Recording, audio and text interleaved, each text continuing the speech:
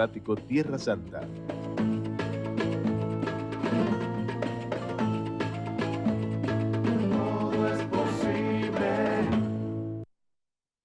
¡Qué elegancia! ¿Pero a dónde van con tantos descuentos en espectáculos? No sabemos ir al cine o ver ballet. Vayan al teatro pero con los lentes puestos. Ballet en 3D. Salí a disfrutar.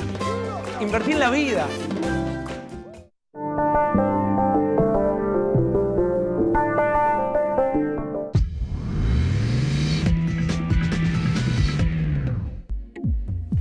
Bueno, ¿qué tal? Nuevamente analizando la economía argentina. Estamos prácticamente ya, esta semana estamos a mediados de abril y la economía viene marcando, digamos, señales mixtas, señales heterogéneas. Bueno, habría que ver bien el calificativo, pero ¿por qué decimos esto? Porque por un lado, bueno, hay algunos sectores que están teniendo algún repunte económico, tanto desde el punto de vista de la producción como desde el punto de vista de las ventas, pero hay otros sectores que siguen rezagados. Básicamente, bueno, se conoció ayer datos sobre las ventas minoristas que vienen marcando que en marzo tuvieron nuevamente una caída. Se conoció la inflación 2,2% según el IPC Congreso, aunque se estima que en la ciudad de Buenos Aires posiblemente la inflación de marzo esté en el 2,5 o 2,6, en un rango todavía superior. Y después, por otro lado, aparece que efectivamente hay más ventas de inmuebles, se mueve más el mercado automotor, no tanto la producción, porque una parte muy importante de todo lo que tiene que ver con las ventas son, bueno, son vehículos importados y por lo tanto ahí también tenemos otro problema donde desde sectores fabriles dicen cuidado porque importación de autos más importación de bienes de consumo está desplazando a la oferta nacional. Bueno, justamente para analizar todos estos datos que señalamos que aparecen como heterogéneos o mixtos, hemos convocado a Guido Lorenzo, que es economista de la consultora CM, para que bueno, nos dé su parecer sobre en qué estado está hoy la economía argentina, ya prácticamente mediados de abril, y qué nos puede deparar de aquí a fin de año, teniendo en cuenta, bueno, ya datos que hay por parte del INDEC y también muchas afirmaciones de funcionarios del gobierno que dicen, bueno, ya lo peor ya pasó, la recesión quedó atrás, ahora viene un sendero de crecimiento económico. ¿Qué tal, Guido? ¿Qué tal, Ismael? Bueno, esta ha sido un poco la introducción. Comparto. ¿Ah, sí? sí? Sí, comparto, digamos, principalmente lo que comentás de, parece que hay una economía que funciona a dos marchas, digamos, ¿no?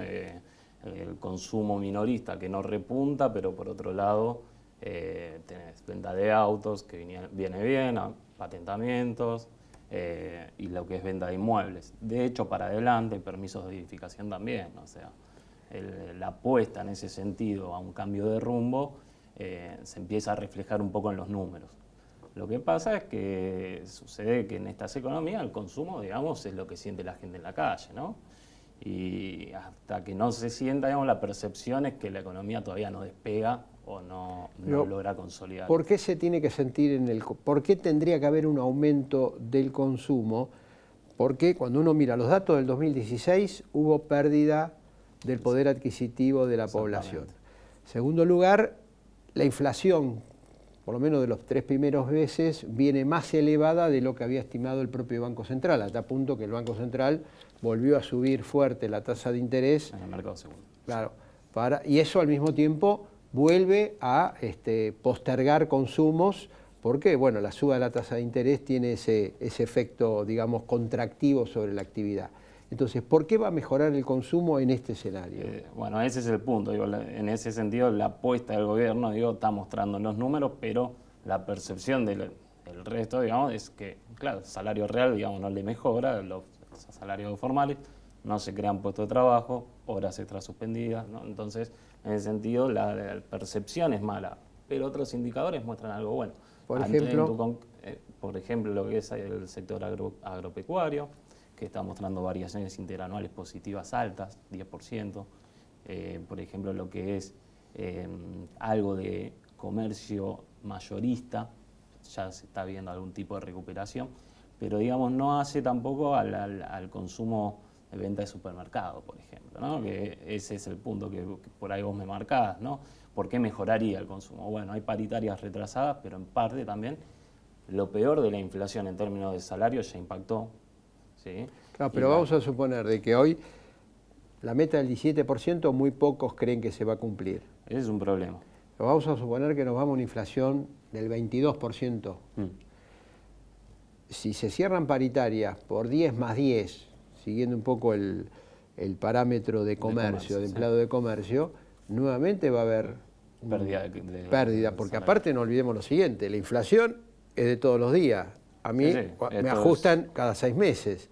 Entonces, yo puedo estar en el punto de partida igual que la inflación, pero la inflación sigue su rumbo y mi salario empieza a perder y después recupera cuando tengo el próximo aumento para volver nuevamente a caer. Eso es discreto y continuo, la escalera y el ascensor, digamos, ¿no?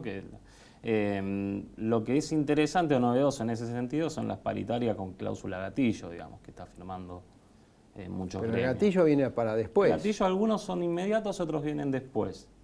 Puede ser un problema incluso para la economía, o sea, en el siguiente sentido, en alguna forma estás indexando, digamos, el marco, digamos, monetario, ¿no? Entonces, pero no recupero lo que perdí el año pasado.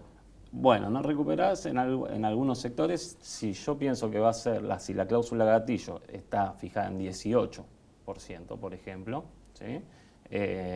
Y yo firmé 20% y después del 18 me empiezan a ajustar, los 2 puntos ya me los guardé, como hizo bancarios, por ejemplo. Con 6 y pico de inflación en el primer trimestre es muy difícil. Es muy difícil llegar.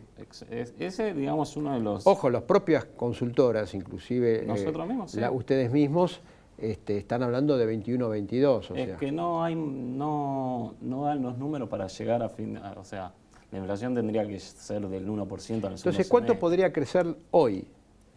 Si te preguntamos, ¿cuánto podría crecer la economía teniendo en cuenta que el gobierno había planteado 3,5%? 3,5% y lo mantiene. Y lo mantiene, y las consultoras están hablando de 2,8% promedio. 2,8% promedio. Nosotros somos un poco más optimistas, creo que se puede llegar al 3%, digamos, arrastrado por sectores como los que decíamos. El campo. Construcción. Bueno, ahora, ¿qué pasa con la industria? Porque la industria le fue muy mal el año pasado y hasta ahora los datos que hay oficiales, este último dato del INDEC que trabaja con el 60% de su capacidad, o sea, tiene 40% de capacidad ociosa. Yo si soy un industrial digo, ¿para qué voy a invertir? Primero voy a tratar de usar la capacidad ociosa, no voy a ampliar una capacidad ociosa, no voy a, ampliar mi capacidad instalada si tengo una capacidad ociosa tan elevada. Es algo complejo en ese sentido, porque dentro de lo que es inversión, digamos, buena parte, casi la mitad, 40% es inversión en construcción, digamos, ¿no? Entonces, ese va a ser el tirón por el lado de la demanda, si se quiere. O sea que la construcción podría arrastrar la inversión. ¿La inversión donde? ¿En la construcción? En construcción. Claro, pero no en el resto de la industria. Pero no en el resto de la industria, por eso. En lo que es industria en particular, que vos me decías, si voy a ampliar capacidad productiva, no, y es algo muy interesante en el siguiente sentido. No estamos en una economía que está en recuperación de una recesión, digamos, donde sino que había, la verdad, tenemos, digamos, excedente, hay, como decías vos, capacidad ociosa, en términos de capacidad instalada, digamos, de maquinaria. Yo creo que a la industria hoy lo que más lo perjudica no es tanto eso, sino es un poco la competencia con el exterior, digamos, ¿no? ¿Por producto de qué? Del tipo de cambio, digamos. Que ¿Ustedes consideran, la pregunta, ¿ustedes consideran que el dólar está atrasado? El dólar está en un nivel de equilibrio de oferta y demanda de corto plazo. Ahora, ¿ese nivel de equilibrio de corto plazo es consistente para que la industria se pueda desarrollar? No, está atrasado, digamos. En ese sentido, lo que pasa que... Habría que darle habría que establecer un tipo de cambio diferenciado, es decir, como diciendo, bueno, yo a la industria le doy más justamente porque no puede competir. Bueno, a través de reintegros. Puede ser reintegros, etcétera. Por lo general lo que se hace acá es a través de la política al revés, viendo otros sectores, justamente imponiendo retenciones al agro, digamos, ¿no? Entonces, pero eso el gobierno lo acaba de sacar. Eso fue lo que sacó el gobierno. Entonces ahora empieza a haber la dicotomía de que el tipo de cambio de la industria no es el mismo que necesita el campo, digamos, y bueno, la problemática que tenemos habitualmente. Quizás sí, va a ser uno de los sectores sufridos. A mí lo que me preocupa más en esos términos es, y con lo del campo, si le va bien, digamos, ¿alcanza? ¿Se entiende el punto? Si alcanza el campo para mover a la economía. Exacto. Campo, construcción, digo, los sectores están repuntando. Y en ese sentido, ahí uno es un poco más frágil, porque depende también del contexto internacional, depende un poco del precio de los commodities, y en ese caso pongo en duda si esto puede representar un despegue de algún tipo para el resto de la economía, para un cambio de tendencia, digamos, de crecimiento de largo plazo. Guido Lorenzo, gracias por haber compartido este diálogo aquí. Y bueno, nosotros nos reencontramos. Esta es la situación que tenemos con la economía, una situación mixta. Y bueno, vamos a ver cómo prevalecen las tendencias para los próximos meses. Y de acá a una semana lo volveremos a convocar a Guido Lorenzo para ya poder establecer algún balance un poco más definitivo de cómo puede llegar a terminar el 2017 o cómo va a ser este 2017 para todos los argentinos. Gracias.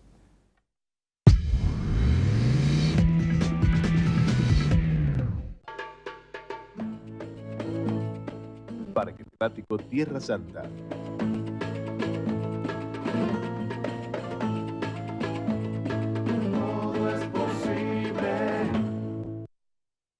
¡Qué elegancia! ¿Pero a dónde van con tantos descuentos en espectáculos? No sabemos ir al cine o ver ballet. Vayan al teatro pero con los lentes puestos.